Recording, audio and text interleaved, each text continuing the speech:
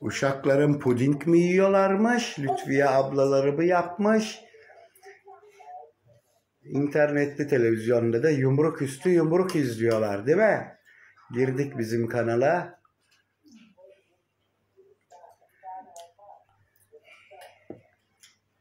Oğlum biraz daha bekleseydiniz, sıcaklar. Bak ben yemiyorum, benimki soğusun.